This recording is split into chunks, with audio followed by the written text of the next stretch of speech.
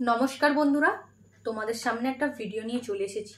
গত 2-3 দিন এই ভিডিওটা সোশ্যাল মিডিয়ায় ভাইরাল হচ্ছে বলতে পারো, বা চর্চা হচ্ছে বলতে পারো।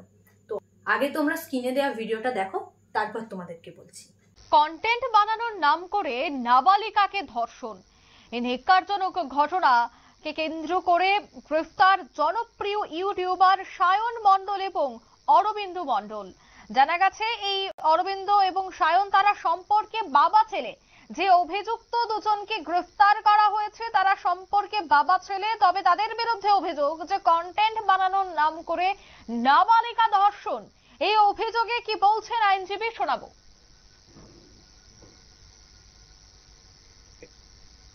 অভিযোগে বলছেন যে ওনার মেয়ে নাচে ও পারদর্শী ছিল। ওরই বাড়ির পাশে আসামি এরা হচ্ছে ওকে নাচ শেখার জন্য নিয়ে যায়। প্রথমে ওরা কৌতুকের উপরে ভিডিও বানাতো, হাস্যরসাত্মক টাইপের ভিডিও বানাতো।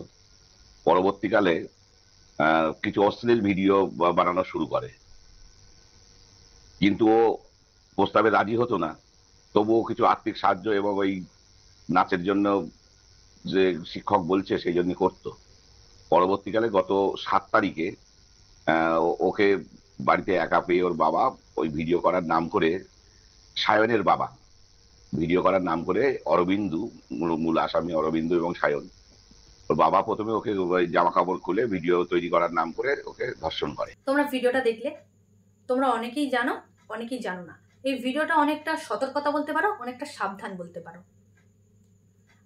আমি এনাদের ভিডিও দেখতাম, এরা ডান্সের ভিডিও করে এবং কমেডি ভিডিও করে।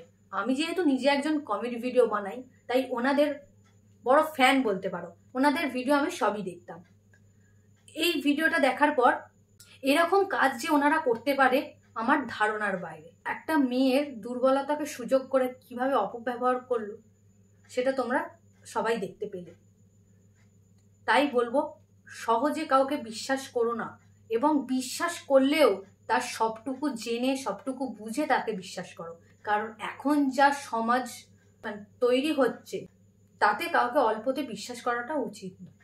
আমি যেটুকু জানি বা যেটুকু সোশ্যাল মিডিয়ায় দেখলাম সেটুকুই তোমাদের সাথে শেয়ার করলাম, সেটুকুই তোমাদেরকে সাবধান করলাম। এবং আমিও যে ওনাদের ভিডিও দেখলাম সেটাও আমার মনে হচ্ছে যে আমিও নাকি ওনাদের ভিডিও ওনারা এমন করলো। সতর্ক থাকো, সাবধানে থাকো, আর সৎভাবে কাজ করো। সৎভাবে কাজ করলে তুমি অনেক দূর এগিয়ে যেতে পারবে। তুমি আজ হয়তো সফলতা পাওনি, পরে পাবে। যদি সফলতা পেয়েও সৎভাবে কাজ করো, সেই সফলতাটা তুমি ধরে রাখতে পারবে। তুমি সফলতা পেয়ে হঠাৎ করে অসৎ পথে কাজ করলে পরিণতি কিন্তু ভয়ঙ্কর হবে। সেটা তোমরা দেখতেই পেলে ভিডিওর মাধ্যমে। সবাই সৎভাবে কাজ করো আর সফলতা পাও।